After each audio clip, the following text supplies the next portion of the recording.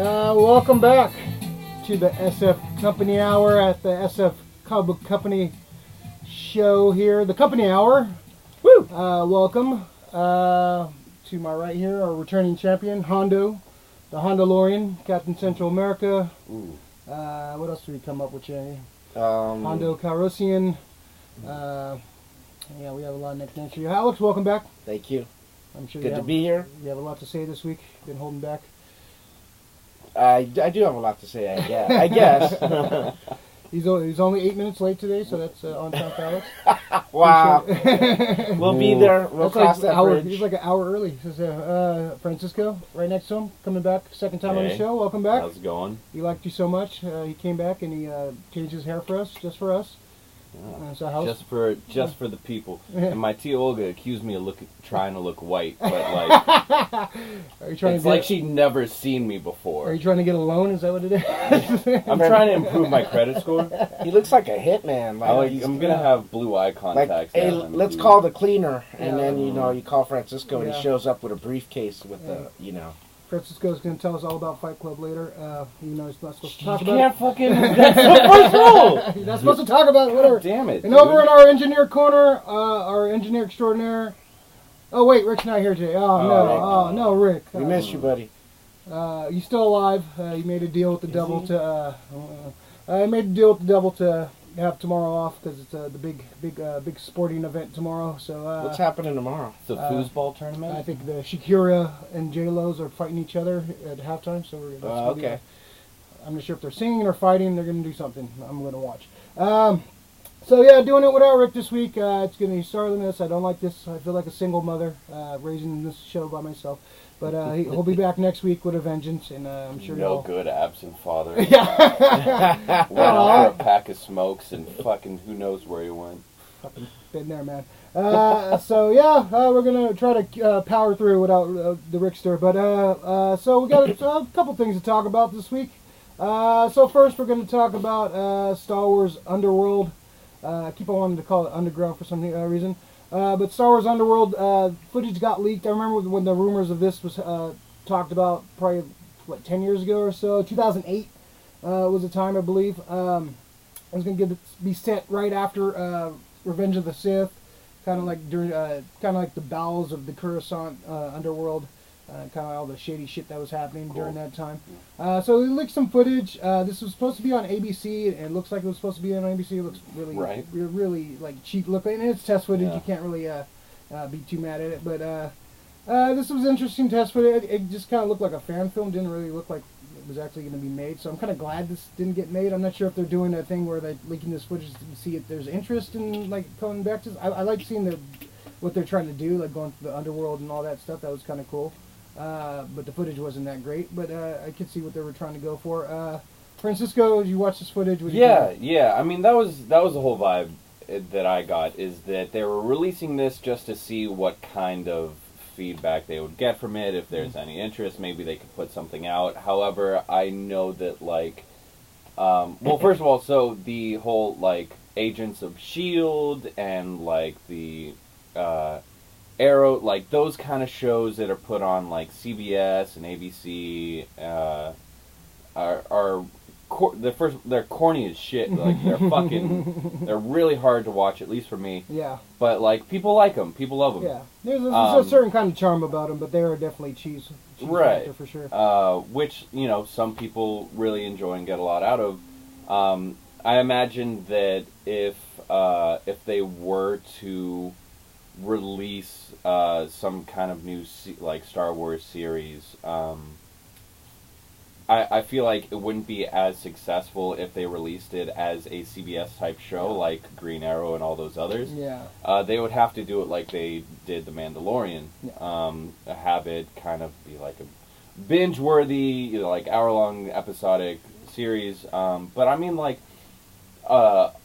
Star Wars fans have been asking for a while for a kind of gritty, almost Band of Brothers show from the perspectives of soldiers in the rebellion and from the perspective of stormtroopers in the Empire, and just to kind of get Because that's the thing that like people forget about a lot of the time is that the Star Wars universe is set during in a time of war, right? So there's like fucked up shit happening, Star Wars, like all the time. Yeah, like we see a lot of the like political aspect of it, and we see a lot of like individual character stories, but we don't see a lot of like the war, the costs of war, like actual war, families being torn apart, like children crying as their like people fathers are dying in front of them. Like we just hear bits and pieces in the movies and in the stories or whatever, but like I think it would be really cool to have a like realistic approach to what the Star Wars battles have been like and what they look like, you know. So that would be my hope if they were to release another series. Which I'm sure this is what they were trying to do. Like, oh, do people want to see this kind of?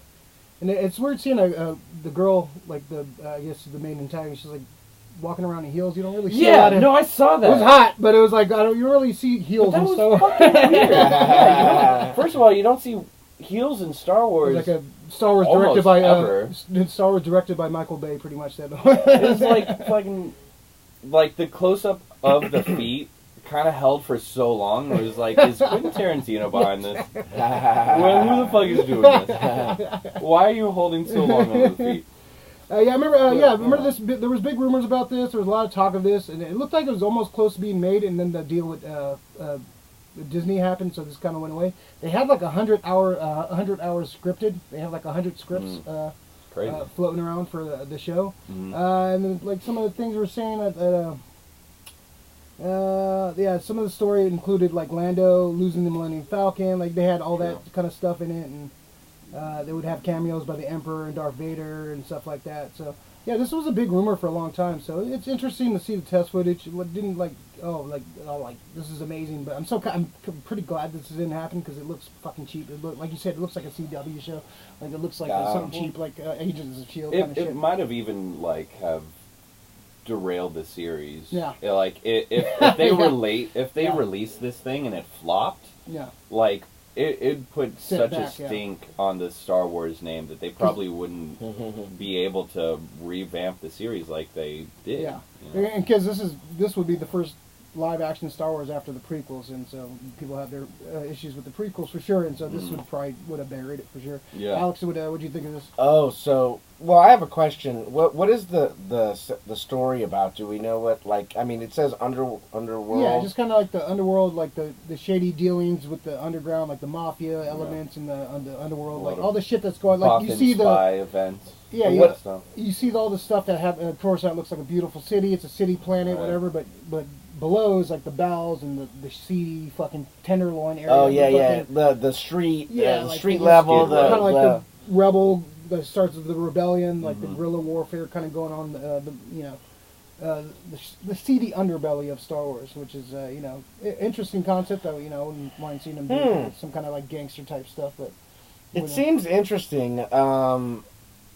If it was like a dare I say it, like a rated R type of series, like The Wire meets Star Wars or something, Breaking Bad. I would love that. Yeah. In some kind of way. I mean, Breaking Bosk. Exactly. Like aliens smoking space crack. Yeah. Just in a dark alley. Death sticks. I mean, I don't know. Make it a little more like real, like. I think human, I guess. I think the Mandalorian is the hardest, hardest violence you're going to see in the Star Wars. Yeah. It's such a kid friendly brand, and so they're never going to do anything above a PG-13. Which I want to see a fucking rated R Star Wars. That would be awesome. Like just limbs flying everywhere. Just that would be great. Yeah, man. Just for not for kids. Like. But they're not targeting old guys like me. So. Yeah, I think it looked interesting what little I saw of some of the shots and everything, but it's better that they came out everything the way that it's transpired. With the Mandalorian being the great TV show and everything. I think they've been on track. I'm glad they didn't release that unless they had some clear vision, and it doesn't sound like they did. like they really had this well thought out. Even though you said they wrote like 100 hours. Oh yeah, yeah. Well, I guess that is something. I don't know. It just doesn't seem like it was really. It wasn't greenlit. It wasn't like really planned well. It didn't come out for a reason. So the biggest thing is that you said ABC. It would have been released on ABC. Oh, it would have been on ABC. That's fucking that's a red flag right there. Yeah, no, I don't want to see the Star Wars on never. No, especially that we have all these streaming services. So we'll see what happens with this, but it's interesting. It looks like a fun fan film. Let's see. So this was an interesting article that dropped this week. Peewee Herman, aka Paul Reuben's. I guess Paul Reuben's aka Peewee Herman. So he is shopping around a script for a darker take on Peewee. There was a great article on a Hollywood Reporter kind of sitting down. It's almost kind of sad at some of those points. It's really fucking sad in the beginning. Yeah, and it's just like, he's talking about, there's you used to have my picture on the wall, they don't have it anymore. Like, he definitely famously had a fall from grace because he was jerking off in a adult theater, which, at least he wasn't like diddling kids or anything like that. That's crazy that he got in so much trouble for... doing that. He was a child. It's like Mr. Rogers getting caught, like, jerking off in a fucking theater. Like he's supposed to be a kid friendly. Right. Fucking, but it's stupid. I have sure. my opinions. Yeah, and I think the people have done a lot worse. Gotten forgiven. Like, you can't right. Too soon. If you're gonna jerk off anywhere, it's like your room, your bathroom, the porn theater. Yeah. This is the top 3 places. Yeah. I'm heading to a porn theater right after this. To prove a point to support my boy Paul Reuben. and to support all the guys that clean off all the stuff, when it's in those jerk off boots. It's job security. Yeah, come with the stain if you don't clean it right. Yeah. Absolutely. Famous fucking Mallrats quote. So the story, he had some of the story that's in there, like he goes to Hollywood, become a yodeling star and a Hollywood actor, but once he gets to L.A., he starts taking pills and starts getting alcohol. So it's like a dark take on the Peewee Herman movie. He was talking, and they might use the de-aging technology just to make have him younger at some younger scenes. But they're talking to the Safdie brothers, the guys who made a Good Time and Uncut Gems recently. Yeah. So Alex, what do you think of this dark take on Peewee? Do we need this? Well, you just dropped a bombshell on me. You said that he's talking with the Safdie brothers. Yeah. Because I saw. That sounds fucking amazing. I saw Uncut Gems and Good Times, and those are both kind of dark on the darker side. They're definitely not happy ending, happy go lucky. And with Pee Wee Herman playing that role, man, that sounds like an awesome combination, like a nice little twist. Like showing the real dark side and the way things really are. Like supposedly in Hollywood, people are in all kinds of shady dealings. Yeah, man, that sounds pretty cool. Done by the Safdie brothers. That would be amazing. They would be able to flesh a lot to that. So wow, I'm all for it. And they had a Pee Wee Herman adventure movie on Netflix a few years ago. Joe Manganiello. It was okay, but it wasn't like what you wanted to see. You wanted to see Pee Wee like a big budget, because Pee Wee's Big Adventure was just an awesome, directed by Tim Burton, just one of the childhood favorites. It was dark, but not too dark, and it was like had these all great fucking references, and Pee Wee's the man back in the day. So I'm excited about this. Francisco, what do you think? You read the article, the Hollywood Reporter article. What are some of the things you pulled from that article that kind of stood out to you? Well, I thought it mentioned it being animated. Paul Reuben's talking about how he doesn't want to play a younger version of himself because that would be creepy, his words, which is accurate. I mean, I don't know. Anytime I see someone who is made younger through computer graphics or is playing a younger version themselves, unless they're drawing attention to it and being yes, I'm clearly old, but I'm playing a younger version of them. Fucking Wet Hot American Summer, the TV series. They did that perfectly. Whereas I don't know. I think it would be really weird to see Paul Reuben, his age now, acting as Pee Wee Herman. You know, it would just give me weird vibes. But I like, even if it was animated, I would watch it. You know. Yeah. Definitely directed by the Safdie brother. I'm totally down with you know, that. and I think it'd be really interesting Yeah. to see what an animated project would look like by them. You know, even if it's like a combo, maybe the flashbacks are done in animated style and the like Oh, a that'd bit be of mixed interesting. media. yeah, That'd like be him really interesting. going to Hollywood and do it like weird animation style. I think and it'd be cook to it. really cool to see what they like, how they would stylize it, like in terms of animation. I think it's not needed. I don't think anybody would give a shit about it, like, until it's out and until people are watching it. You know, It's interesting. just because like how many.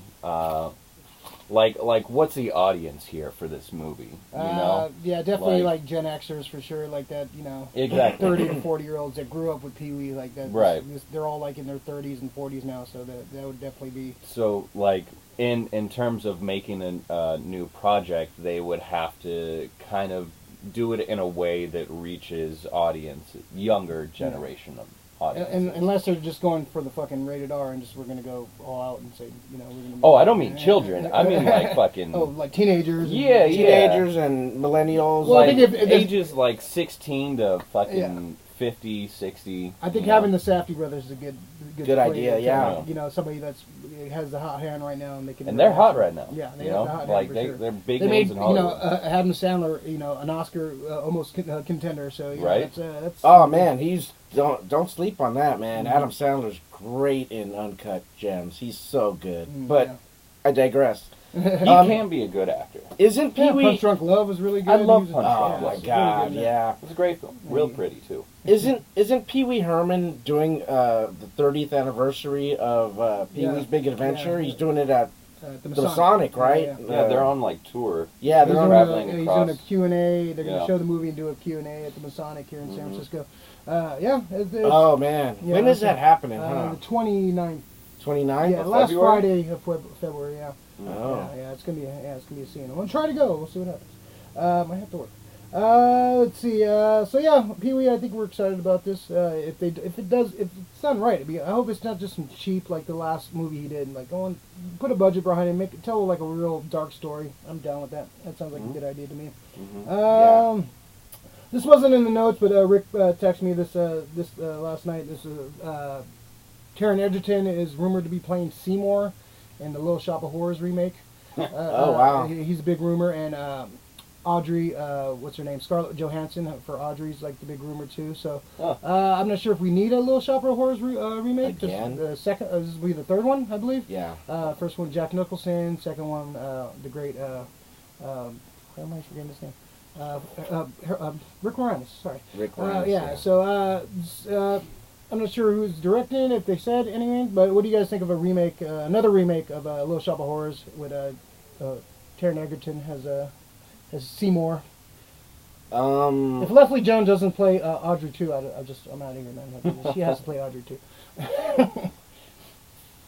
Yeah, I don't know. I'm not big on Little Shop of Horrors, so I don't know. I really don't. Yeah. I'm not interested. I love in Little that. Shop of Horrors. The director's cut of Little Shop of Horrors, if you haven't seen it, is the greatest thing ever. Like it has the weird, crazy Godzilla ending where the creatures take over the world and destroy buildings and stuff, and everyone dies. And Oh no, I've never seen that. Watch that one if you want. You'll change your mind on Little Shop of Horrors. It's such a twisted, dark ending. It's awesome. Yeah, you can see the clip online too about that. Francisco, what do you think of this? I mean, I'm not surprised by it.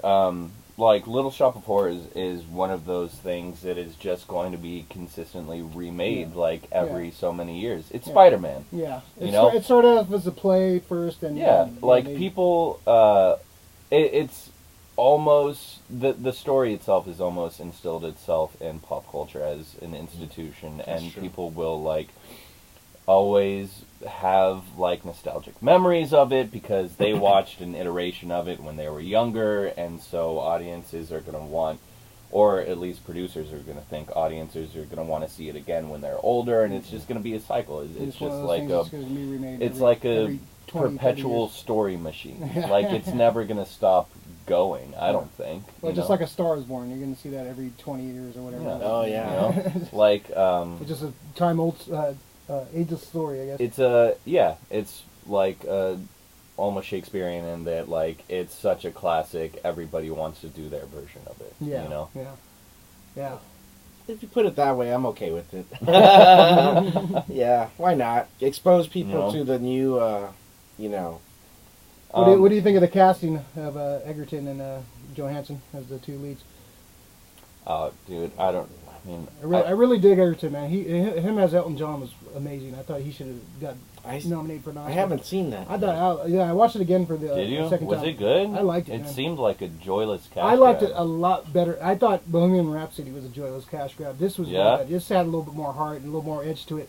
And the songs were great. I think he's like a funny actor. You know, I think he's got a good combination of like action and like comedy. Was it Eddie the Eagle? He has like a diverse role. You know, he goes from Kingsman to Eddie the Eagle to playing Elton John, and he did a great job as Elton John. He's really good. Yeah, that movie's pretty damn good. I like that movie. I'm a big Elton John fan. So, but I thought it was better. I thought Bohemian Rhapsody was a fucking VH1 fucking movie of the week. Kind of the soft, soft version of Queen. Like, I don't know. Johansson is also good. You know, she's. Is she gonna play the ditz like? She'll do a good job. She's a veteran actress, and like, she killed it on Marriage Story, and of course, like I didn't see that. I heard it's brutal. It's intense, man. It's good. I don't know why it's fucking brutal. I had to like psych myself up to watch it. It's pretty good though, man. You've been in an intense relationship. Okay, well, have you seen This Is 40? Yeah. Okay, so is it? It's like way more that hardcore. level. That's what, dude. This Is 40 fucked me up. It's way more already. Yeah. Really, I have to see can't. This Is 40. This Is 40 is good. I lived it though. Intense, man. The last like competition. I'm already in my 40s, so you know. It's rough, man. But yeah, they're both deserving of an Jesus. Oscar nomination for sure. I'm actually kind of rooting for him to win, but I don't really care about the Oscars. Okay. But he kills it, man. Yeah, Driver is amazing. Yeah, he's a fucking badass. Cool. So speaking of more shit we don't really need, Lethal Weapon 5 is being made for some reason. These guys are, how old are these fucking guys now, man? I'm too old for this shit. You're too dead Literally, for I'm this too shit, old for this shit. He's got a foot in the grave. He's so old for this shit. How were they going to be like Lethal Weapon in the retirement home? Like, okay, first of all, we already have a Lethal Weapon 5. It was aired in Always Sunny in Philadelphia. Okay, it's a little problematic, but it's canon. All right, Lethal Weapon 5 exists. This is Lethal Weapon 6. I think the failure of the TV show should like tell you this. Like, no one gave a shit about the TV show. No one gave a shit. Who was in the TV show? It was Damon Wayans and was it? Damon Wayans. Damon Wayans and the guy they kicked off and then replaced with Stifler that no one really didn't care about. No one fucking. They had what's his name? Stifler. What's his name? How old is fucking like Danny Glover's got to be what, 70? Like he can't be in the force by this point, man. Like please don't tell me. Like late 70s. He's got to be. He's got Like what is he gonna do, man? He was looking old. Yeah, 73 years old. Okay, man. well, I mean. Like, what the fuck is he gonna do? Hey, he can say it again. I'm too old for this shit. I'm really too old for this shit 30 years Yeah, exactly, dude. And, this is definitely... I like Richard Donner, but, Who else is going to be in it? I think, who's the... Renee Russo's probably going to come back. She's not doing anything. Joe Pesci probably won't come back. He's only coming back for Scorsese. It's who else was in the... Chris Rock was in Lethal Weapon 4. I don't know if they'll bring him back. Is there like a released cast already? Or no, just the main guys, just Richard Donner, Glover, and Gibson, which it's like this is unneeded at all. Yeah, like the third, they should have ended with the third one. The fourth one is not that good either. So just seeing this come back is just I don't need this. I mean, it's like these people this is, like. I'm done. Can't figure out other ways to make money, and so they like shove this shit down our throats and just like, do it, buy this ticket, watch this. It's like fucking dude, you can't like I don't know, make some club appearances or something, write a book, fucking open a restaurant. You know? Anything other than Lethal Like, Weapon 5. it's not our fault that you did a poor job of investing your money well, and now you have to make fucking Lethal Weapon 5. Yeah, I mean, 30 years ago, Danny Glover was saying, I'm too old for this shit. Now I'm saying I'm too old for this shit, because I'm too old for this shit. Yeah. All Can't right? get jiggy with this shit, man. It's time to move on, man. Watch it, Sugar Tits.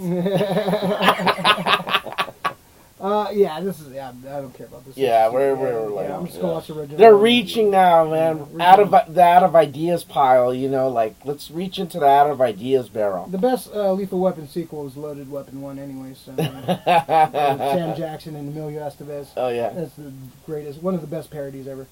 Wilderness Girls.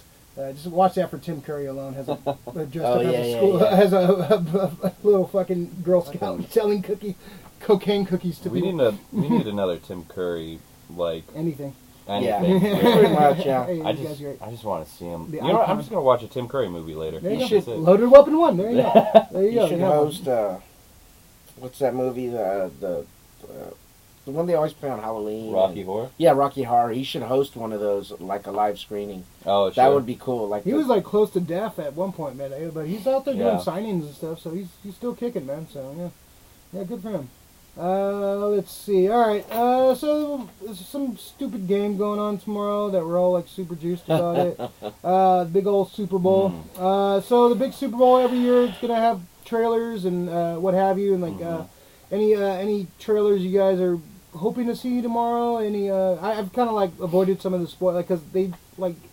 I like the commercials too for the Super Bowl. I'm Sure. excited, of course, for the game. But they're gonna have a bunch of trailers. Like I was just thinking, like too, like what trailers do you want to see tomorrow, and what trailer, like movie trailers from the past, got you juiced and excited watching the Super Bowl. Like even if the game stuff, they showed that trailer. So for me, I want to see a Ghostbusters teaser. I hope they show some like new footage, and stuff. So that's definitely one for me. And some of the old ones. What was it? Super 8. When they first showed Super 8 teaser during the Super Bowl, I was super. I watched that like 100 times after. And I think what was the other one they showed? I think that was the first time. The Hulk. I remember the Ang Lee. They showed the Hulk for the first. I was super juiced for that, even though the movie didn't come out all that great. But Francis, are you excited about the Super Bowl? You care? Do you give a shit about this? Or No. So like I can just not at all give a shit about sports in general. Like, here's the thing. I don't, like, if it's just on TV, and it's like, oh, hey, do you want to watch the game? No, there's, like, so many better things to watch. You know, like, do I want to watch an overly complicated game of people throwing around a fucking ball? Not really.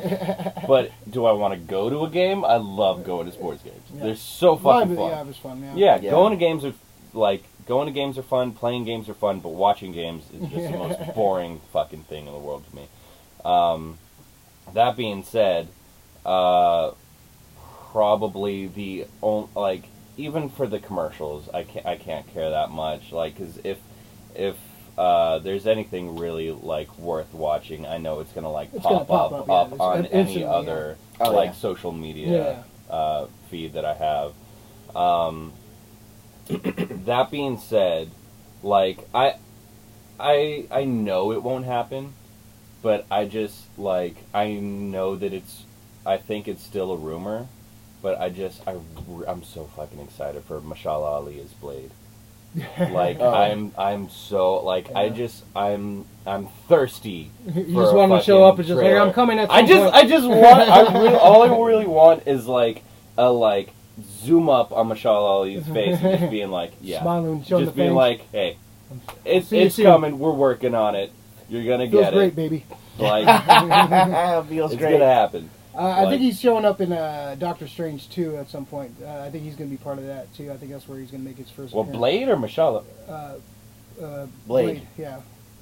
I think that was one of the rumors. No way. Yeah, because they're doing weird. Weird. I don't know what's going to happen now since they're retooling because they let go of the director, Scott Derrickson. Yeah. But they would they tie it into the MCU or is it going to be a standalone? Oh, Blade is going to be in the MCU. Yeah.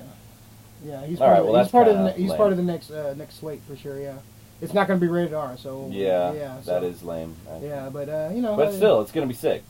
Probably. I think they picked the perfect guy to play Blade. If you're going to replace a Wesley Snipes, that's the guy to go with. Let's just hope he doesn't go the way of Wesley Snipes. Pay your goddamn taxes. Yeah. All you got to do is pay your goddamn taxes. Get a good attorney. Alex, references. You hate the Niners. You're not excited about the Super Bowl. You're not going to watch tomorrow. So. Yes, exactly. I can't stand the 49. No. Oh man. No Chiefs. Like, I'll be honest. I'm gonna be like so zoned out tomorrow. I'm gonna be like. I'm totally like calm. Yeah. I'm not, thinking about the game at all. So, I don't have butterflies. I'm not nervous right now. I'm not nervous, not at all. I really want the Niners to win, and if they are winning, and if they pull this out, it can show me the most horrible previews of anything, commercials. I don't care. They can take a show dump. Me all the Fast 9 previews. Yeah, cool. Exactly, and I won't really care, but I'll try to care. And so if I'll try to care, then I don't know what's coming out. What movies are coming out? What's coming out this year? Probably see a Captain Marvel. Not Captain Marvel. Wonder Woman. Wonder Woman. You'll see a Wonder Woman trailer. You'll probably see a Black Widow trailer. Yeah, holy shit, dude! Black Widow. I wouldn't be surprised you see some first glimpse of Eternals, because that's gonna be another big Marvel movie this year. Just you'll probably see some Fast 9 crap. TV shows, probably. Like, I remember a few years ago they did season 3 of Stranger Things, and that was really cool. That's a good call, yeah. Probably see something about that. Yeah, whatever some Netflix stuff you're gonna see. I think you'll see a couple. And the halftime show should be good. Shakira and J-Lo, man. Yeah, this is actually the first Shake time. It. That hot Latin blood. They just will not fucking age, man. Just like, Jesus Christ. Yeah. What's that movie? For once. What's the movie that came out last year? The Hustlers or something? Hustlers? Yeah, I saw a clip from it. I was like, oh man, I gotta watch this movie, man. She's fucking going full Salma Hayek and From the Dust Till Dawn, man. This is both those girls don't age, man. Yeah. So Latin don't crack. until a certain point, and then it goes downhill. Yeah. It's like usually once you hit like Edward James almost, and like. So Alex, what's your predictions for the game? What's going to happen? Niners win. What's the score? Oh God. To the T. 40. Exactly. I said 40-28 last night to somebody. I have no idea, but yeah, let's just run the ball, play action. They've been playing great all year. It's been a magical story, a magical year. So, just one more, please. Who's the Super Bowl MVP? Super Bowl MVP? Who am I guessing? Jimmy G.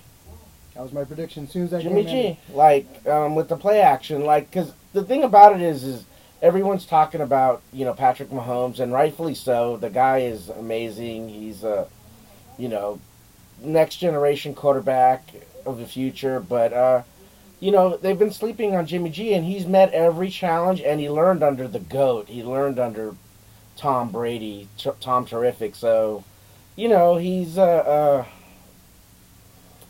he's my pick, and I'm not nervous at all about that. I'm totally calm. I'm like, like steady. All right, who would win in the fight between J-Lo and Shakira, Francisco? All right, okay. Well, first of all, you got to look at the size aspect of it. J-Lo is way taller than Shakira, okay? That being said, she is Colombian. Don't be fooled. All right? Shakira is Colombian. So here's the thing. Yeah, don't be fooled by the rocks that she's got, all right? She's still Jenny. She's still Jenny from the block. Yeah. All right? So that being said, she knows how to throw hands, all right? She knows how to get wild. She'll pull hair if she needs to, okay? It doesn't matter if Shakira's on the ground. J-Lo will not stop. She's tenacious. All right, she's a firecracker. Shakira, however, you can't deny her hips don't lie. Yeah, yes. Yeah. All right, and she's starting to feel it, boy. What? Fuck, dude, I don't know. Probably J-Lo. I mean, she's taller. She works out a lot. I imagine Shakira's like all natural. She doesn't like work out as much. I don't fucking know. Probably J-Lo. Probably J-Lo. She is from the block, so. He's Jenny from the block. Yeah, Jenny's got a little hood in her. J-Lo with the sneaky shiv. Like, Shakira would just have. I don't know Shakira's background. She's Colombian, so she'll probably put a hit out on her. So I don't know. She probably wouldn't do the dirty work herself. Puerto Ricans just... but that's not a fight, you know? She's gonna, if she... I think, she puts a hit, it's gonna be like with a swollen eye and a fucking jaw wired shut. You know? That's the fight I want to see. So I think the Niners by a couple touchdowns. I think it's gonna be high scoring, but I think the Niners are gonna go ahead soon, early, and then Mahomes is gonna try to make a comeback, and they're gonna score some late points and make it close. But in the end, they're gonna win by 2 touchdowns.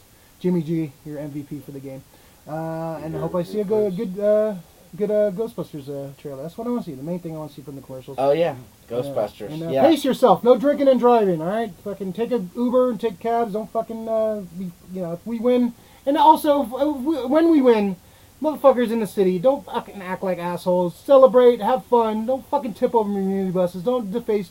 Do not start dumpster fires. You don't should be fucking kicked in the head fucking, if you do. Don't be an asshole. Don't be civil. Learn from other fucking people's mistakes. Be civil. Wash your hands. This is gonna fall on deaf ears, but yeah. Yeah. No one's gonna hear this, but it's a PSA for the city. But people got excited for the Giants, and the Giants parades were insane. The after parties were insane. But nothing like a Niner, like the city after a Niner Super Bowl is lit. Like, hopefully not literally lit, but it's going to be insane out there when we win. When we win. Super Bowl talk. That's our sports talk for the year right there. So. Yes. Sports corner. Sports is in the interest, along with comic books and movies and live music. Nerds and sports usually hand in hand. Nerds and sports. Nerds and sports. That's what we should have a segment. The Sports Nerds Minute. Exactly.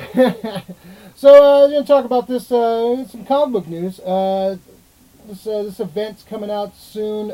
Empire, E-M-P-I-R-E. Mm-hmm. Empire. Empire. This is coming up. It's by Dan Slott and Al Ewing. Yes. It's a event. It's kind of been in the build-up for a while. It's a big Avengers and Fantastic Four, and ties into the Young Avengers. If you ever read Young Avengers, there was a character called Hulkling on it. It was basically a Scroll and a Kree love child, pretty much, ended up being revealing.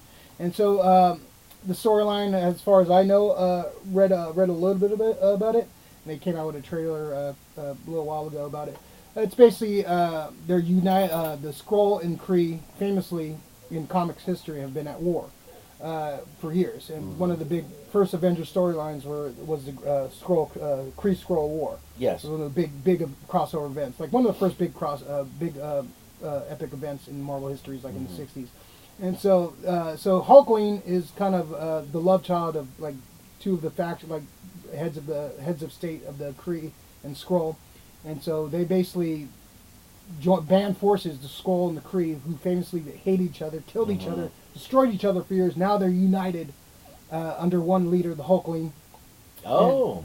And so he's now the Emperor of the universe, Emperor of the Kree Skrulls. Wow. And so now they're united. The Kree Skrulls are united. So the first thing they're going to do, take out Earth, because they've had beef with Earth for a while. So it's a big. It sounds like a big epic. The trailer looked cool.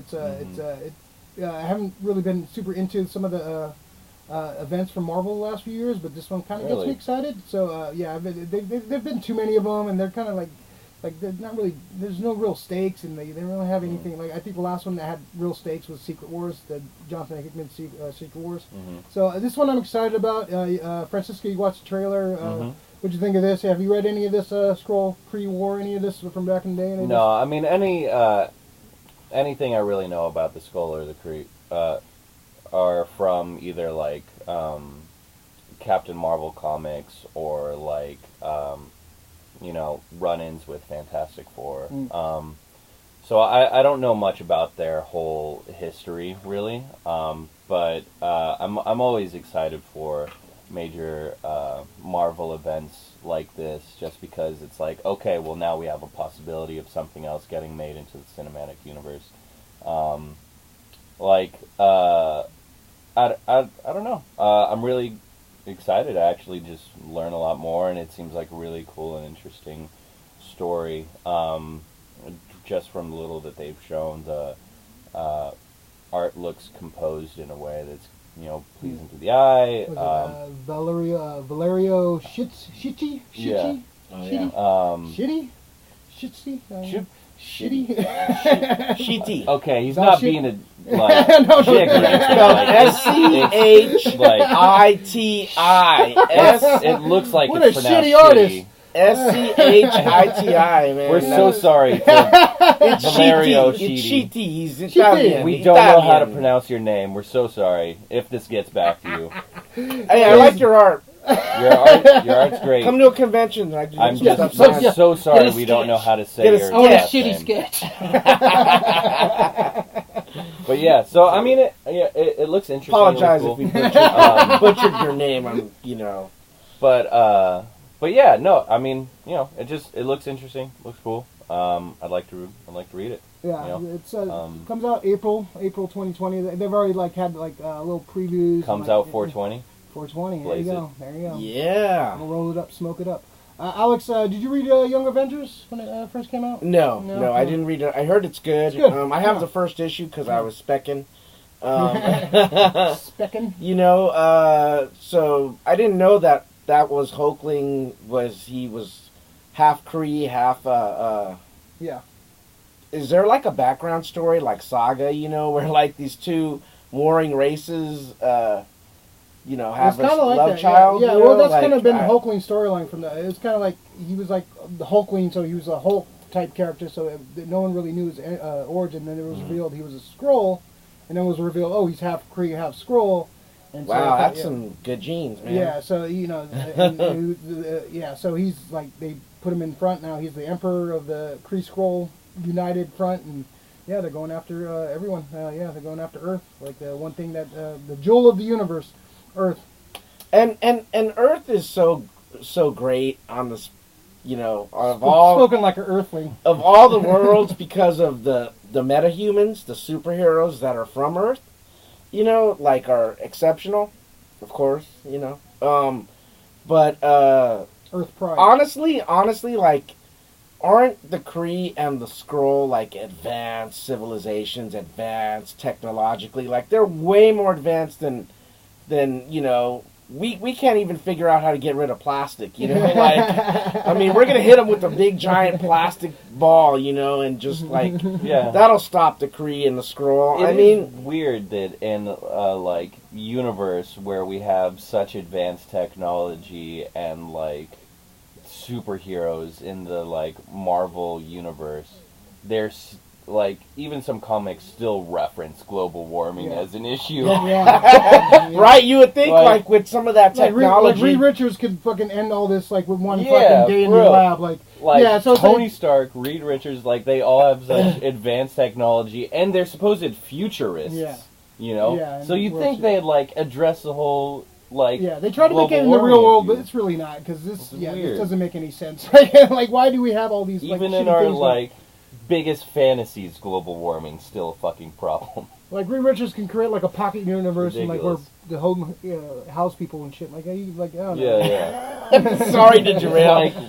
This book seems interesting. You know what I like about it when I read it was they're harking back to the Roy Thomas issues, to the old 70s and 80s and cosmic storylines with the Fantastic Four and the Avengers. So if you give and by the way, Al Ewing is fantastic writer. Dan Slott's good too. He's good at the beginning of runs, and then Al Ewing is on fire though with the Immortal Hulk, man. Oh man, he's going. That's our favorite book right now. He's going off, man. What that else book has he written? I think he did Avengers for a while. Yeah. I'm not really sure what else, but I know Immortal Hulk is fantastic, man. It's so damn good. I need to read the third one. I haven't read the third one. Yeah. Oh yeah. I'll bring those by. You can check them out. So yeah, it looks promising. Looks very good. Yeah. Yeah, I'm excited about this. I'm a big Fantastic Four guy. I'm a big Avengers guy. I'm more on the Fantastic Four side of things, but I'm this looks epic. I'm excited about this. I'll probably pick this up. Excited for an event. I'm excited about an event that hasn't happened in a while. Right. The last one was the Original Sin was a couple years ago. Didn't care about that one. I heard the Thor one that just came out, War of the Realms. Was good. Yeah. I haven't read that one. I want to read that one. And there's a couple other ones that are just unnecessary. These big events, yeah. Yeah, they just were doing too many and just didn't really seem like they were necessary. No, nothing's really necessary, but I don't know. When there was a big event back in the 90s or what have you, in the 2000s, it meant something.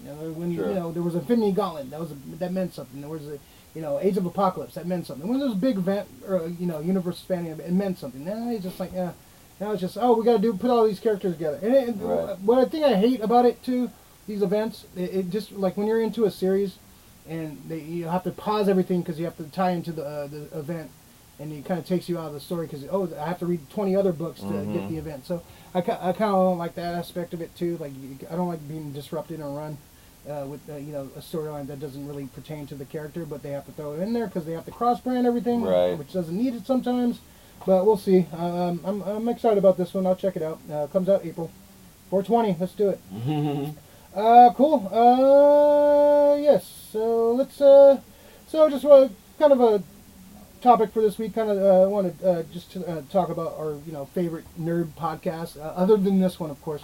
So yeah, like this is only it for me. Yeah, there's only one. I don't know what this is a weird question because I didn't know there was other ones out there. But yeah, if just talk about like some of the podcasts you listen to. If you listen to any YouTube channels you might listen to, like anything you nerd wise or what have you. So Francisco, any nerd podcasts you listen to that you listen to? Right off the bat, Lore.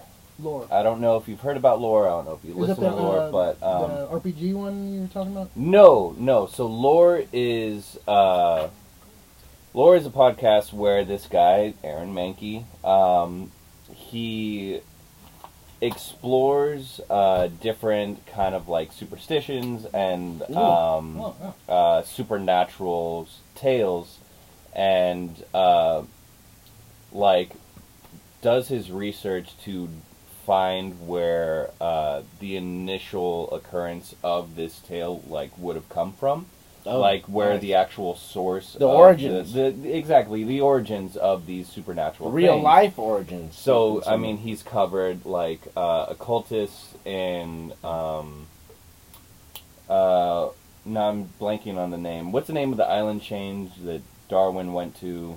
Galapagos. So there's a story of occultists in the Galapagos Islands. There's he explains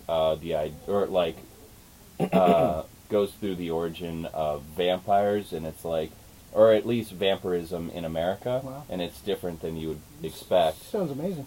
Yeah, that really sounds like a good. That sounds like something to listen to. And I mean, he organizes the information and story tells in such an inherently interesting way that you're kind of captivated right off the bat, and before you realize, like, oh my God, 40 minutes have gone by. That's a tale of a good pod. Like, like what? It's over already. I need more. It's a great podcast, and they even actually just released a series on Amazon Prime where it's just adding visuals to.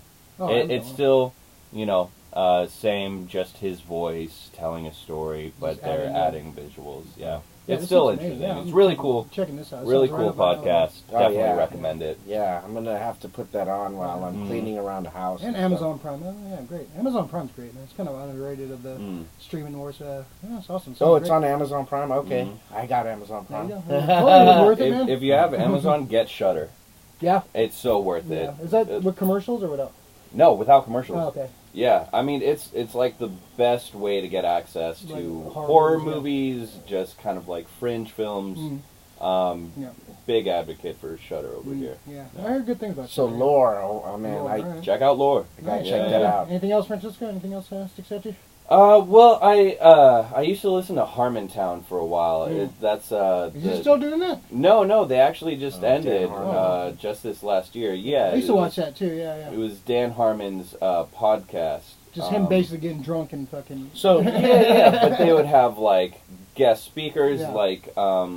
Who's Dan Harmon? He's the creator of Rick and Morty, co-creator of Rick and Morty, creator of Community. Oh, wow. Great show. He's written on a bunch of movies. A bunch of shows, bunch of movies. And he's had a podcast for a long time. Yeah, he's famously been, he's very outspoken and he gets drunk and says some, yeah, certain things. He's just kind of like a hot mess. Yeah. He's a hot mess on a microphone. But entertaining, though. They used to play Dungeons and Dragons on the podcast, and so that's how I got introduced to it. And, what was the dude that he like discovered and like he was like Spencer Crittenden. Yeah. Spencer Crittenden was a dungeon master that they just pulled out from the audience, and like he's been on the show. Yeah, they kept him on the show, and then got to a point where Spencer, who they pulled in from the audience, is like writing shows, producing shows now with like Dan Harmon backing him. Yeah, it's just some kid like living with his parents, like and like now he's like doing all this like shit. Oh, that's awesome. Yeah, it's great. Now he's like somewhat a name in Hollywood, at least for writing and producing. That's awesome, man. It was a result of this podcast, and it's a weird podcast just because like there's so much like. Just like Dan Harmon dick riding, just like stroking his fucking ego, and which can be obnoxious at sometimes, but really like what makes it worth listening to is when they would play Dungeons and Dragons or the like improvising that they do with like Brandon Johnson, who has been in a lot of comedy stuff. Jeffrey Davis, who is on Whose Line Is It Anyways, still tours with that cast. And they have a lot of big names that guest star every now and then. Some they had community guys and stuff will come by. And they had Robin Williams when he was alive, and they have a lot of comedians come through. Dead, man. Well, they had Robin Williams when he was dead too. But that was less popular. Weekend at Bernie situation now. Yeah. What was the movie that, it was a movie he did. Yeah, it was just called Harmontown. Harmontown, yeah. It was good too.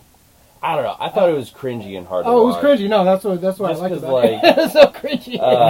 Like his the girlfriend, his relationship with that's his girlfriend at the time great. I was so bad fucking brutal, I felt so bad for that girl, man. It was really hard to watch. She was like so sweet and like so like, and he was such a piece of shit. Such a dick to her, and then they got married and divorced, so it's like easy to see why. They were both really fucking crazy. Yeah, for sure. Yeah. He at the end credits of all his shows, he has like a little claymation of him and his girl for like time. Then after they broke up, it was like just like him like in claymation form, just on a couch. Bottles of booze all around him with the cat and shit. It was with like the dog so and stuff. Yeah. So now I think he's back with somebody now. He's with this writer Cody Heller,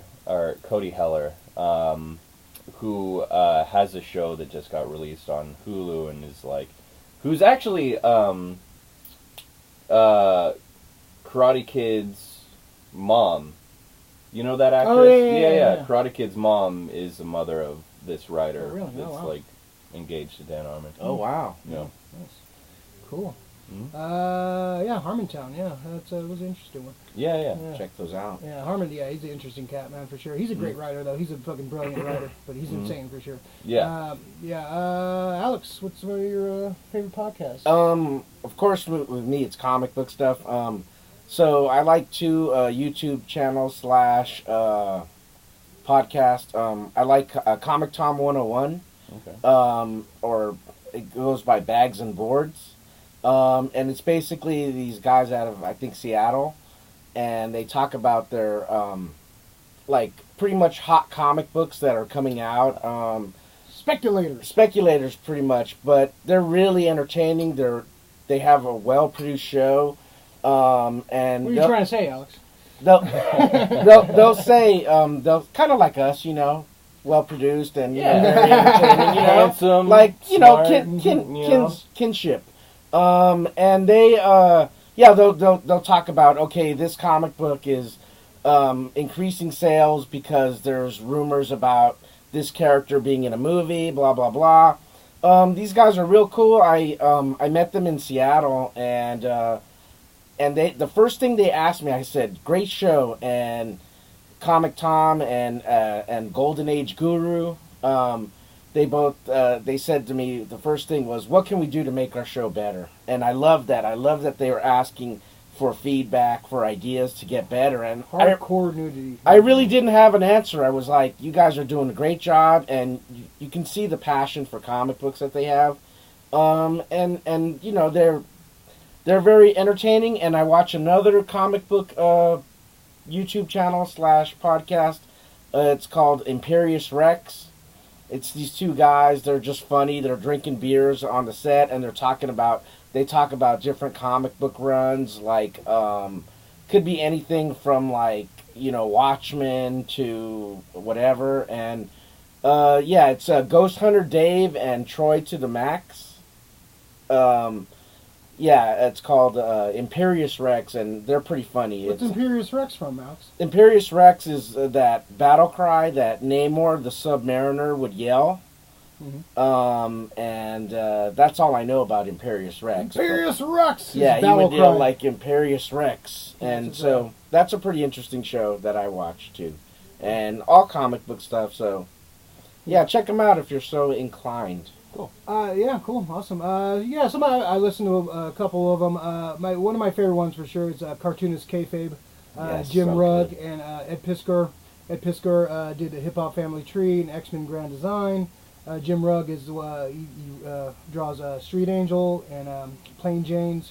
These guys, they started off the podcast doing kind of going through issues of Wizard, like from issue number 1.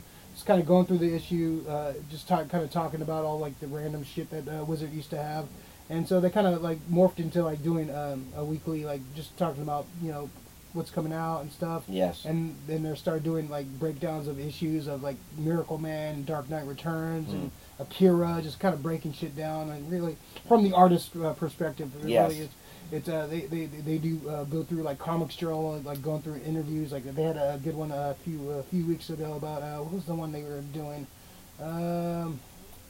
Yeah, they're just good. They're very knowledgeable. They're, you know, old school guys. They're just, it's great how they you know, break down these. Yeah, they did a Bill Watterson interview, breakdown interview from Comics Journal from back in the day, which was super interesting. Calvin and Hobbes. Yeah, Bill Watterson. Yeah, the great Bill Watterson. Awesome. Yeah, they still do the Wizard episodes, but they have a, you know, weekly show where they just kind of talk about their projects and what they have you. And they do, you know, when they're doing a project, they'll have sessions where they're like inking their project and talking about it. You can like see their process.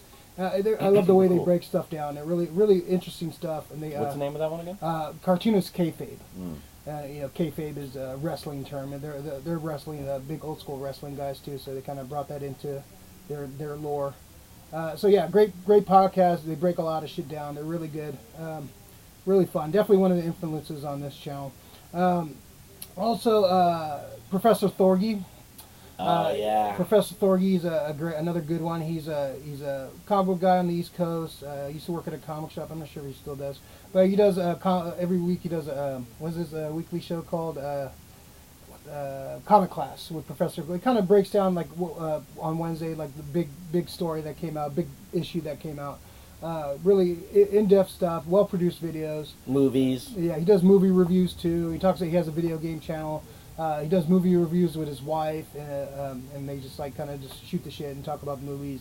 Like when he's pissed off, it's pretty hilarious. But he's a pretty mellow, down-to-earth guy. He really kind of breaks it down. He's irrational, doesn't, you know, get angry for no reason. He really breaks shit down. That's why he's called Professor Thorgy. But he's smart. Smart dude. He really knows his shit. Man. Yeah, he knows his shit. He's really informative, and yeah, it's really, I definitely like checking out his stuff when he posts videos. He usually posts a couple videos a week.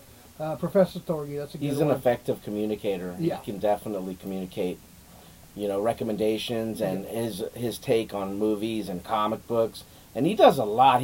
Right now he has his top 100 comic books of 2019. Yeah. Right? Like that's really good. Yeah, his whole January is all about reviewing all like the top 10 characters, top 100 issues, top 10 comic book scenes. He just breaks everything down. Cool. He has great lists, great stuff.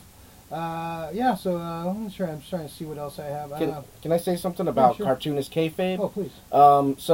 So Jim Rugg is an artist, right? He's a comic book artist, and then also Ed Piskor did the Hip Hop Family Tree, which I right? mentioned earlier. If you were paying attention. Sorry. So they, I know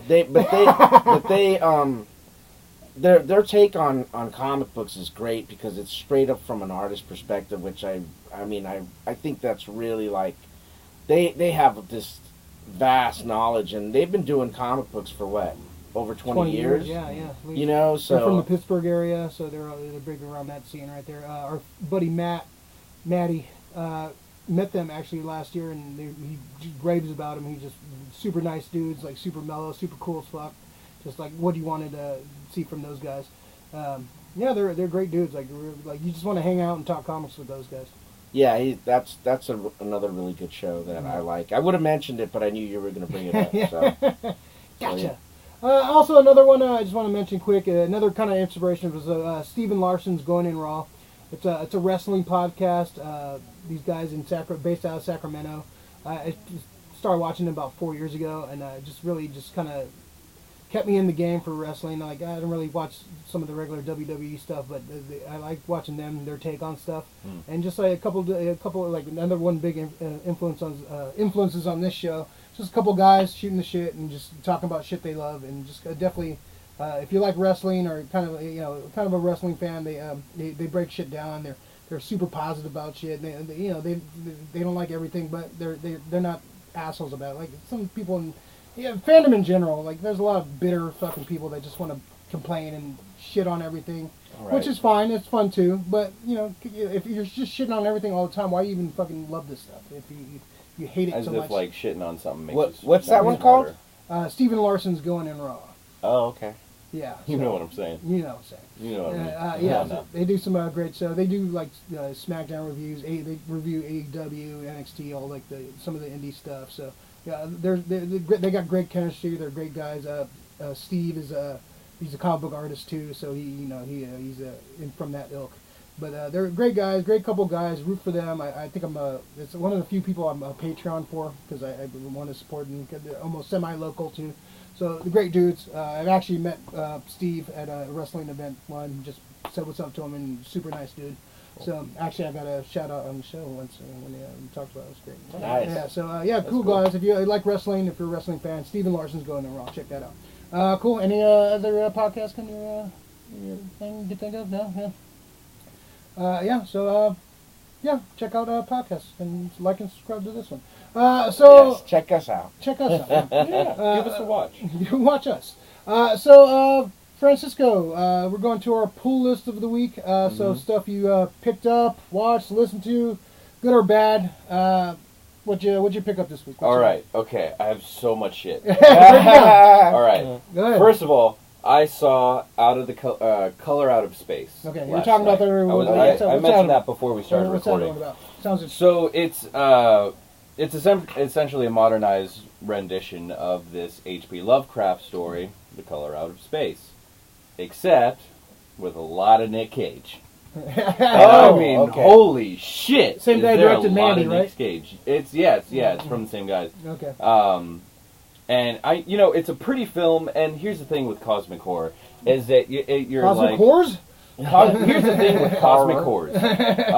So cosmic horror, it's hard to wrap up a cosmic horror movie with like a nice little bow, given that the whole kind of idea of cosmic horror is that you're kind of supposed to be left not knowing what the fuck happened, or like what the fuck is going on.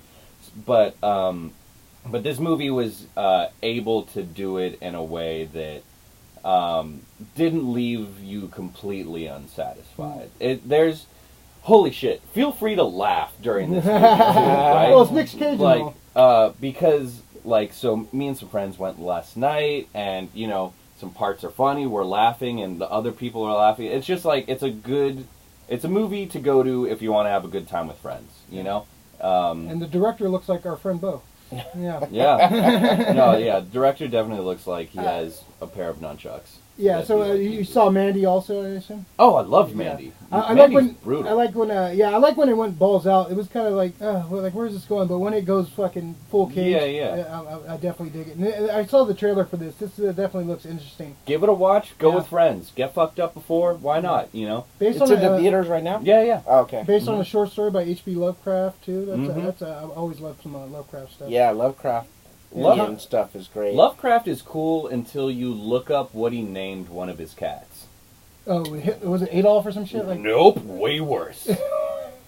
What was it? No, I cannot say. I kind of remember. You're just gonna have to look it up. Okay, because for all the teaser, folks. Worse than Hitler. Check it out, dude. Yeah, Kardashian. Worst name. Check it out. Like for all the good stories that he wrote, he definitely had a seedy weird. He was past. a bigot by even given the standards of the time that he lived in.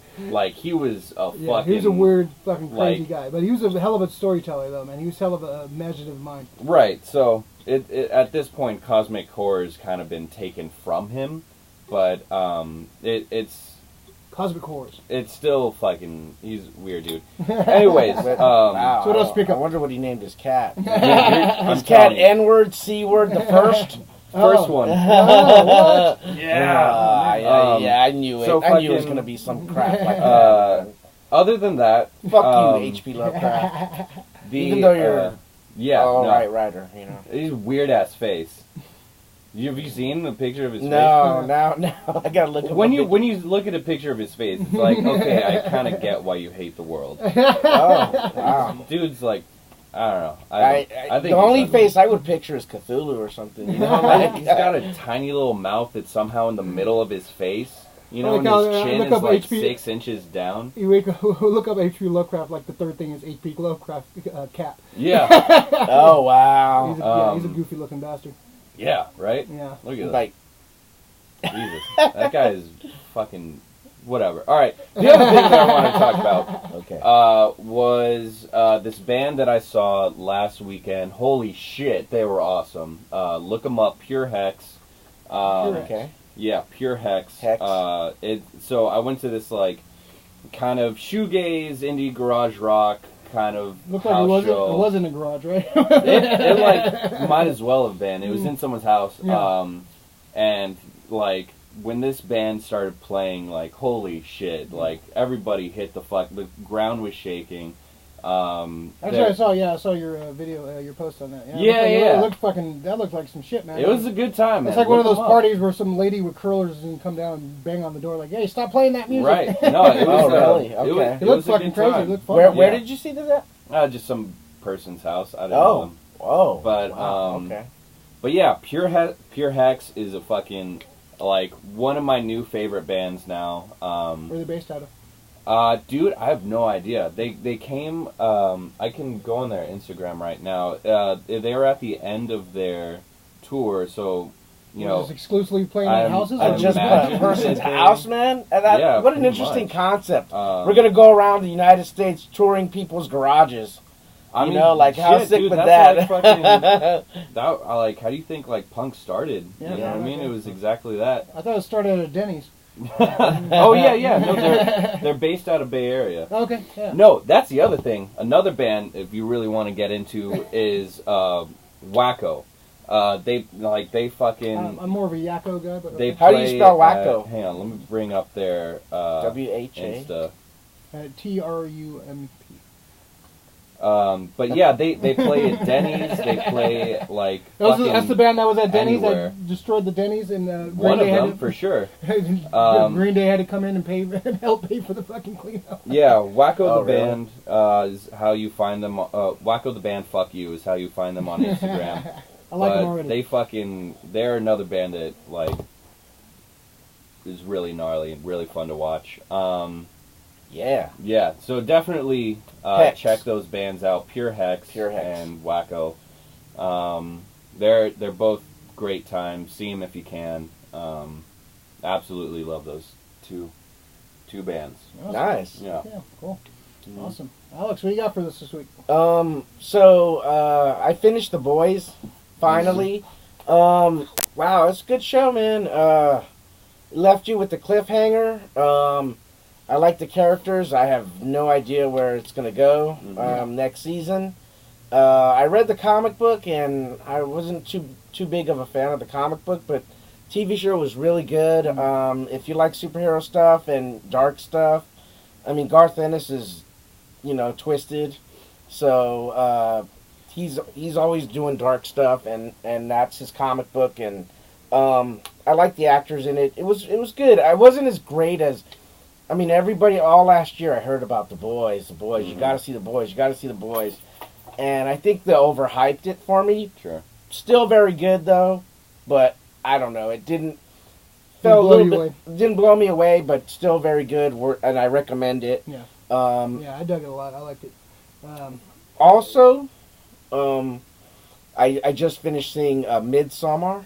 Oh yeah, Midsommar. Yeah, Midsommar. Did you watch the director's cut or the regular version? I just watched whatever was on Amazon. I guess it's the regular version. Yeah. What do you think? It was. It kind of pissed me off a little bit. What? Yeah, yeah, because there was no like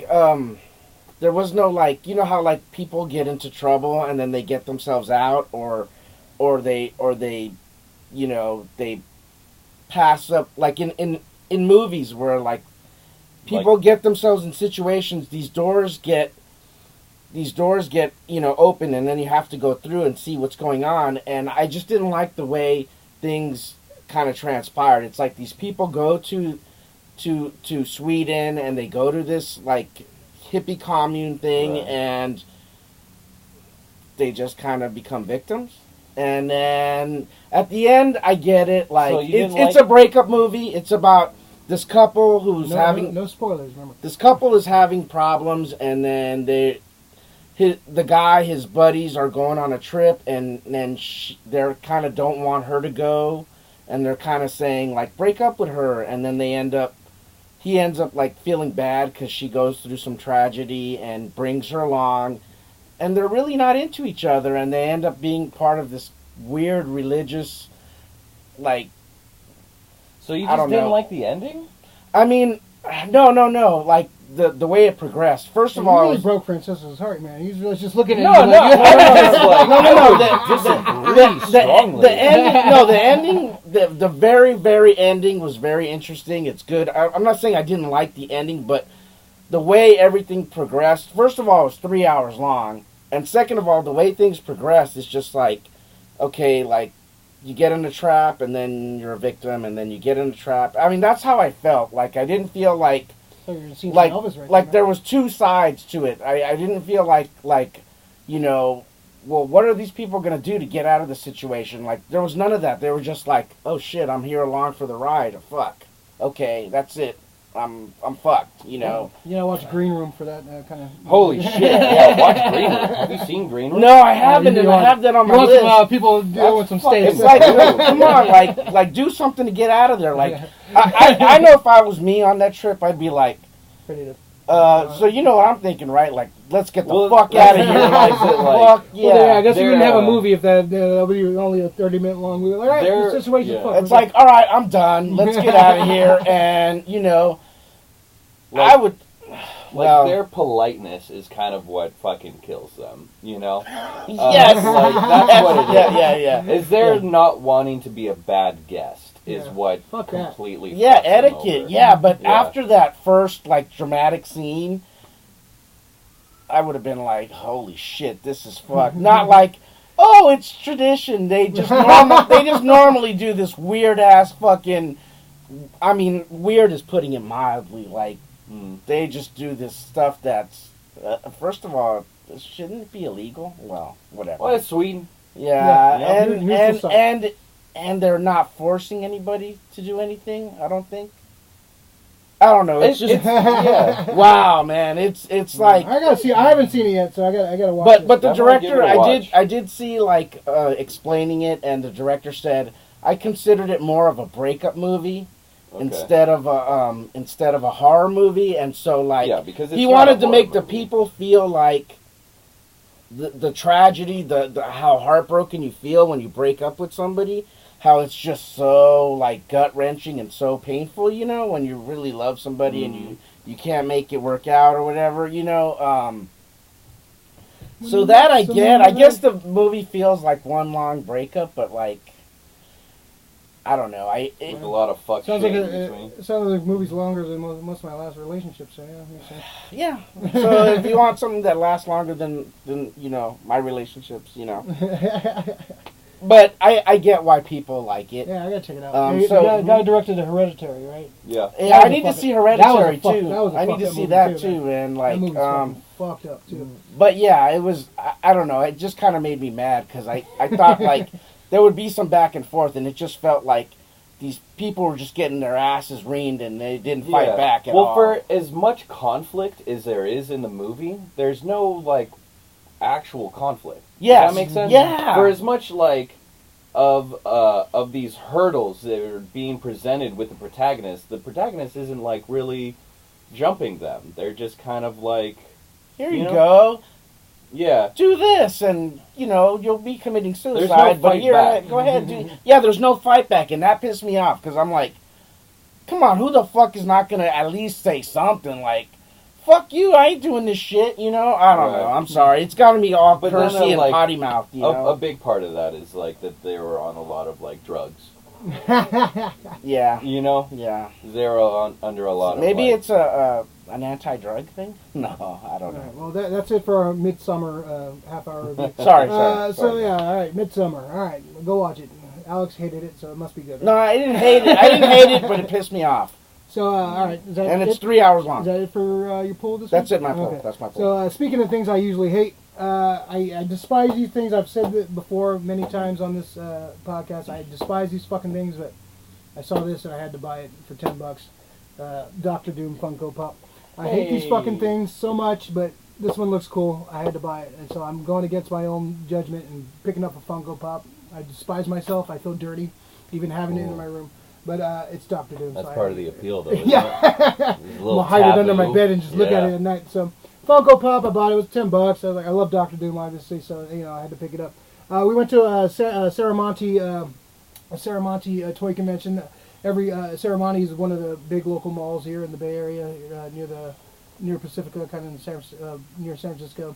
Every like 6 months or so, they have a sports toy and comic book convention inside the mall, in the hallways of the mall. It's a free convention, so you can just walk around. There's always great deals. Like these are like the sneaky kind of cons where you go spend and like, money. Like, oh, I'll bring like $30 and like you go and spend like fucking $100 buying shit. So I bought a couple things over there.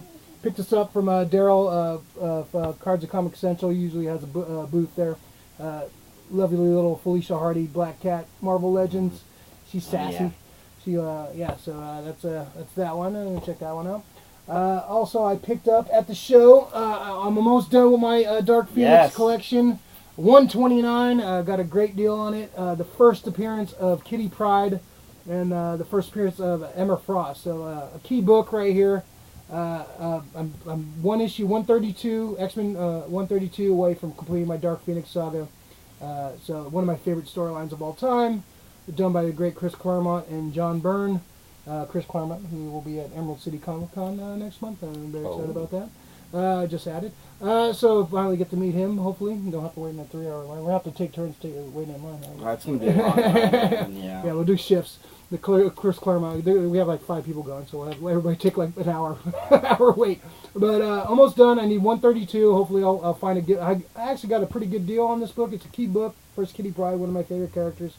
And I'm Frost, key X-Men book. So one more, 132 away from completing my Dark Phoenix run. So excited about that. On my other pull list this week, I was kind of shocked to see this come out this week. Larry Wells did this comic. It's an adults only comic, so kids don't pick this up. It's kind of a parody of Archie.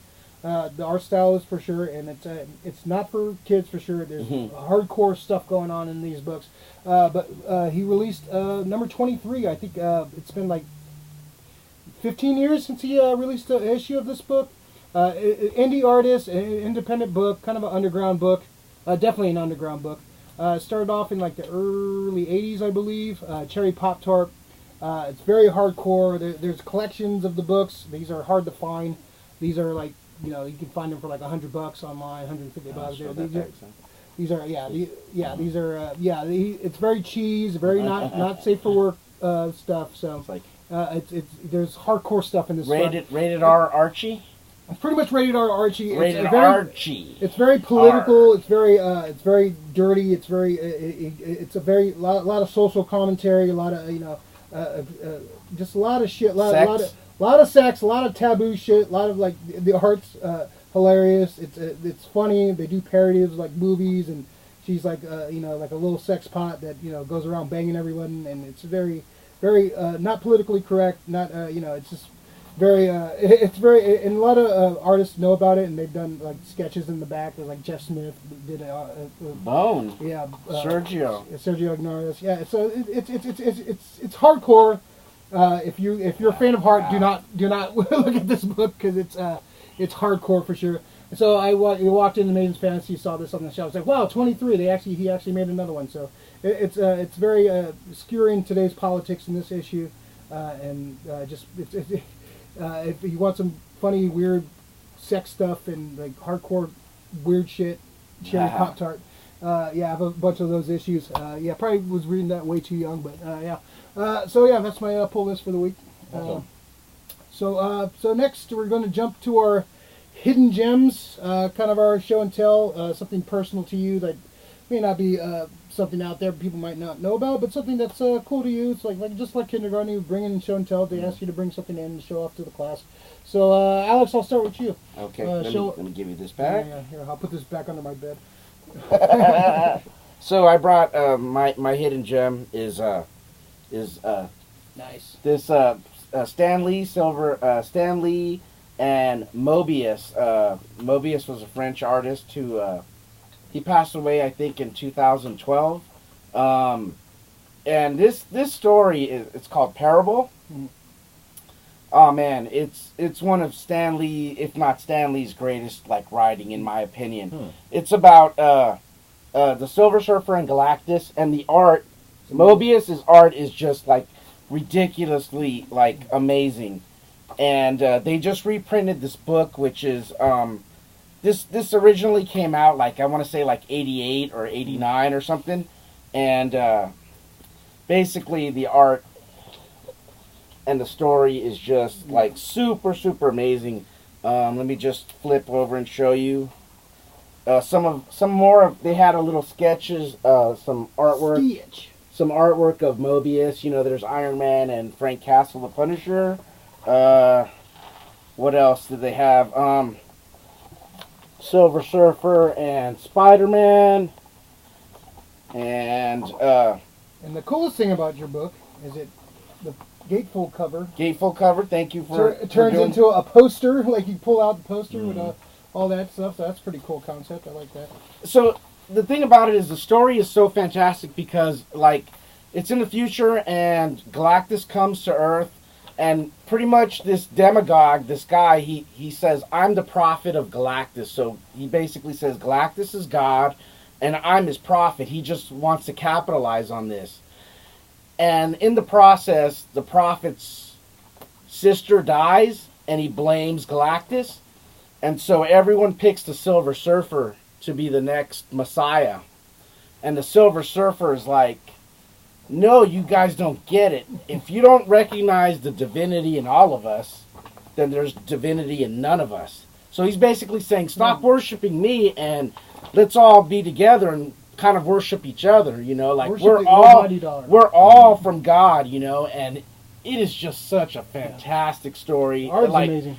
Stan Lee, if I could go back in time and re-meet Stan Lee and get him to sign something, I would have him autograph this, because this is just a fantastic story. And Mobius is one of the all-time greats, and rest in peace to both of these guys. These are this book is in my top 10 for sure. What a great story, what a great artwork. So there you go. Great. All right. Awesome. Francisco, what you got for us? Yeah, so I have with me Minolta Hi-Matic.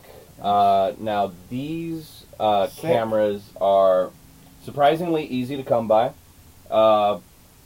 Surprisingly easy to find and surprisingly cheap. You can pick up one of these for $100. But what it is it's one of the first automatic focus point and shoot film cameras.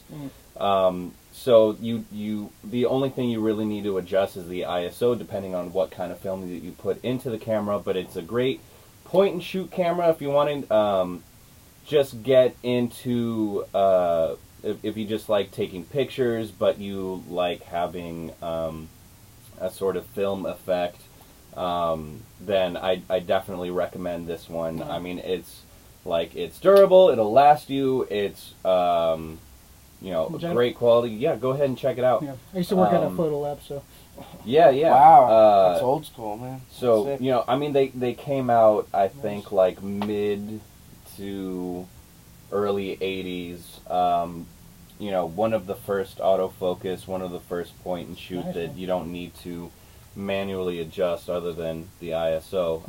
And I'm just a big fan of this one. It's like, if I'm going to an event or I'm on a road trip or something and I just want candid shots, it's a great memory maker. There's something about shooting on film. It just makes it like pictures today. You take them with your phone, they just don't have the depth and color tone and the heart of like just taking an old school photo from a film. No, totally. And I mean that like when I take pictures, I almost exclusively shoot film, and when I'm on a road trip, I almost exclusively use this. That's it's cool. a great point and shoot, and like you have no idea how much the automatic focus can like save you on something like this. It's really just as simple as pressing a button. I love it. Where do you get your film developed?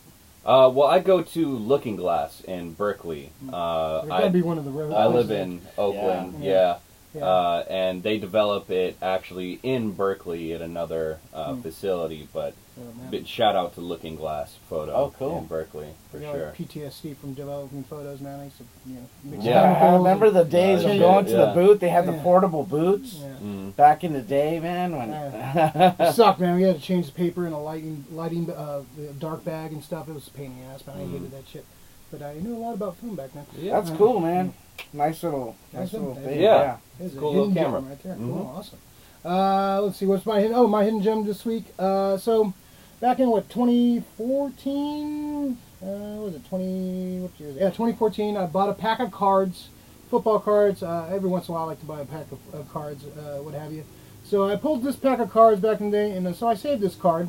It was a signed card by a young whippersnapper from Eastern Illinois College. This is a college football card. Jimmy G? Jimmy Garoppolo. So I held on to this card, and the day he got signed, I was like, I was like, I know it, I have that card somewhere.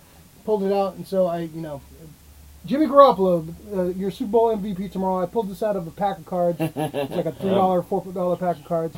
That's his signature right there. So that's my hidden gem. That was apropos for this week. Yeah, totally. So Jimmy G, man. Well, I already have his autograph. So Jimmy G stands for great. Yep, Jimmy the Great. So it's that's my hidden gem this week. So hopefully it's a good sign. Please. He studied by the second goat. He studied under second goat. Let me correct myself. Yeah, there you go. Tom Brady. Tom Terrific is second goat after Joe. Joe Montana is my guy. All right, I'm a Niner guy. Joe Montana. No, not Joe Montana. He's a good actor, though. He's a good actor. You throw like Joe Montana? I thought you said you throw like Joe Montana. No, I said Joe Montana. So, man, let's go Super Bowl. Come on. All right, awesome, man. That was a good week. Rick was missed. Yes, we missed you, Rick. We missed Rick. R.I.P. We still went long, so, we just babble on. Rick in peace? Rick in peace. Don't trigger him, man. No, he's coming back. What? Well, he was trolling him, man. I'm not. Yeah, he called it though. I do repeat myself a lot. So, you got me, Rick. You got me. I love you though. You're a good guy, man. No matter how much you're a good guy most of the time. Most of the time you're a good guy. We missed you though. Yeah, this is not the same one. I don't like doing this without you. So all right, so good, great show this week, man. Good discussion about a lot of things.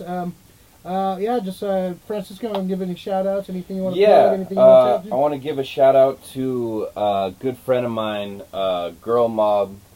She's a graffiti artist in the Bay Area, and so there's going to be a Sharks game today, and they commissioned her artwork for the jerseys that they're going to be having at the Sharks game today. Definitely check out Girl Mob. Congratulations. She's a fantastic graffiti artist in the Bay Area. You can find her on Instagram just at Girl Mob. And then also want to give a shout out to Menace to Headache. This is an Instagram account that's like specifically it's a woman that goes on Tinder and matches with older men that are trying to match with 18-year-olds. And it's just like the cringiest fucking page. Oh my god. Hang on, let me make sure that I have it right. It's just men is to headache. TOO headache. Definitely check that out. So just screenshots all their weird screenshots of conversations, and I guarantee you, like, going down the fucking post, like, you will want to scream out loud, like, oh, fuck, this is too much. It's kind of a lot, but if you love cringe and if you love seeing, like, older men just act like fucking idiots, definitely follow that page. Or you can watch our the impeachment trials. Or that. Well, fellow old guys, stay away from the real young ones, man. Like, just find something around your age or, you know, somewhat close. Like, and of course I'm talking to myself, you know, because I'm an old guy, you know. But man, like, you know, I'll acknowledge the beautiful, like, when we're all young, we're all, you know, cute and pretty and beautiful, and, you know, I was at one point. So stay away, you old fucks. Stop being creepy. Stop being creepy. Yeah. Don't be assholes. But definitely check out those pages. Sounds great. Alex, that's crazy. Any shout-outs or anything for us? No, thanks to everybody for watching. This is a good show to watch when you're drunk. Or when you're high, or when you're both, you know. If you like comic books, you like movies, you know, thanks for checking us out. Right on. And go Niners, of course. Come on, please get that win. Shout out to my team. I love my team.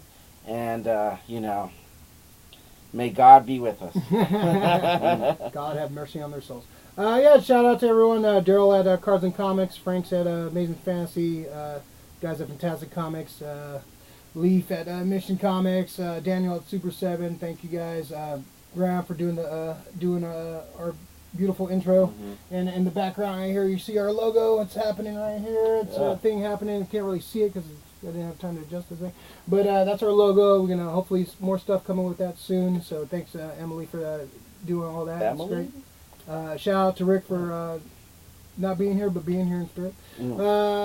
It's like the Rick Memorial, like we like Rick highlights.